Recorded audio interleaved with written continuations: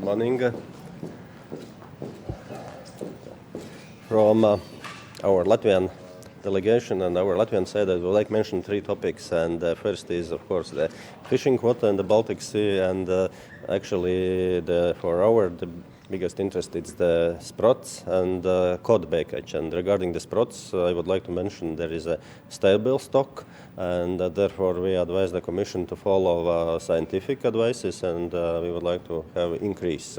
Regarding the cod backage, that is so minimal at this point already. So if we are decreasing backage, actually that means for the coastal fishermen, which are small fishermen, there can be difficulties even to survive because there is some backage. And there is one more point about the cod. Russia, not following scientific advices, they even increasing the cod catches in the Baltic Sea, and actually the European Union countries are paying this price for in the place of Russia. Russia also should decrease the catches of the cod and follow scientific advices. Next point is green architecture, and I can appreciate the Commission's proposal where there is simplification and more flexibility, but there is one point which makes us very worrying. It's the degressive area-based income support, and this already, if we are following the proposal, takes about 60% from our envelope, and that means the rest of the envelope which is proposed, it's impossible to achieve the targets regarding the agri-environment and other measures, investments for the more competitive agriculture. And last, it's the deforestation regulation. It's our Latvian initiated AOB question. And deforestation, that's what we are asking, to introduce no-risk countries. That is the Nordic countries, that's the Baltic countries. We have forests more than half of our area. And for example, in Latvia, there is no deforestation. We are planting more forest every year, about 6,000 hectares forest coming more.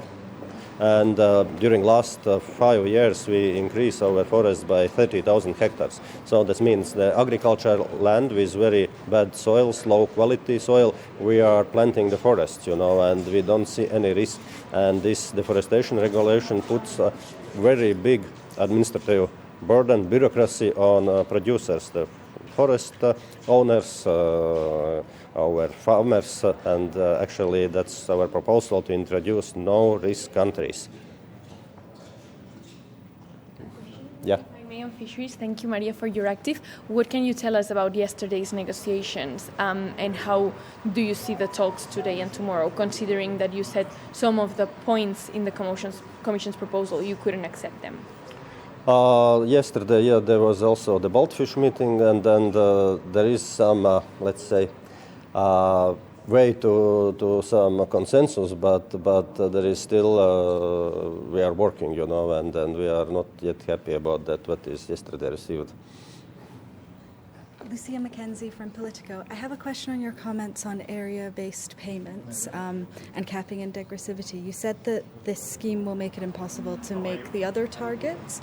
Can you elaborate? Is it that all of the cap spending that Latvia does, the majority will go towards income support in area-based payments and then there's not much left? Or is it specifically capping and degressivity that's causing the problem? No, the problem is the income, this is degressive income, area-based income support. That is EU fund 100%. But then the rest of, which is regarding the agri-environment, let's say investments, we have to add our national co-financing. And there is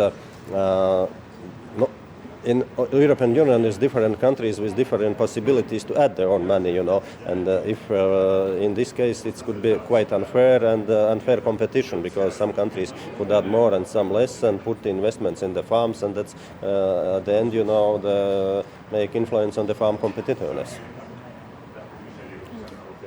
Thank you. More flexibility. If we are increasing package, some package. And there is one more point about the code